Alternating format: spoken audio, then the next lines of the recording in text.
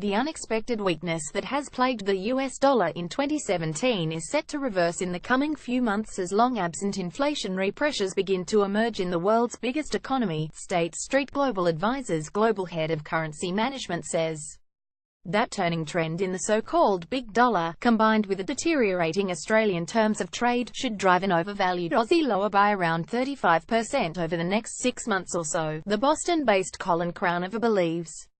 After shooting above US 81 3 weeks ago, the Aussie has dropped around US 3 to now trade at around US 78.2. Crownover's estimate suggests a further US 4 fall ahead. At the end of last year, most forecasters had the greenback pushing firmly higher this year. Instead, the Bloomberg US Dollar Index, which is a trade-weighted measure, has dropped 8.2% over the past 9 months.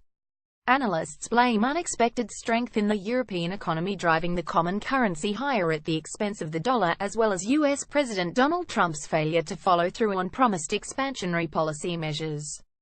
But with the greenback staging a recovery in recent weeks, currency strategists are now dusting off their arguments in support of strong US dollar recovery from here and into 2018.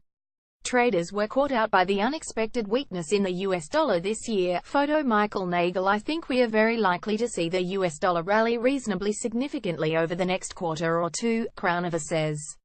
The US dollar strength will naturally come at the expense of the Aussie currency.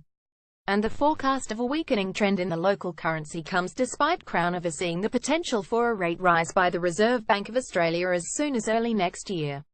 I do think the economic data is getting good enough in Australia that a Q1 2018 hike by the RBA may be on the cards. If that's the case, it may help limit the depreciation in the currency, but we still think that the RBA is not going to be hiking at the same speed as other central banks such as the Fed and the Bank of Canada.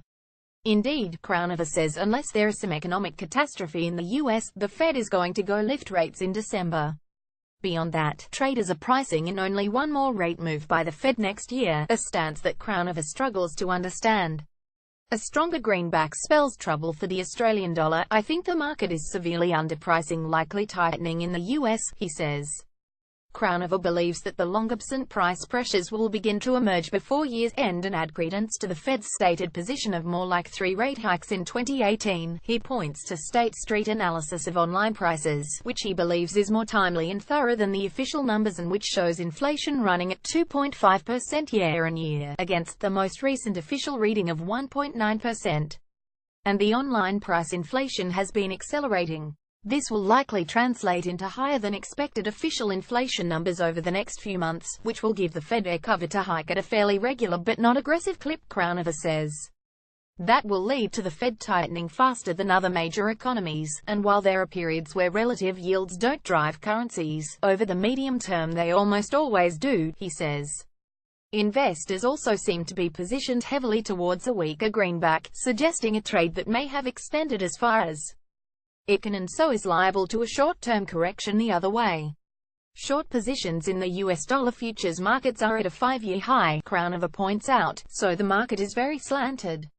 Long-delayed US legislation aimed to bring home the trillions of dollars held overseas by US companies will be enacted in early 2018, providing a further fillip to the greenback, Crownover says.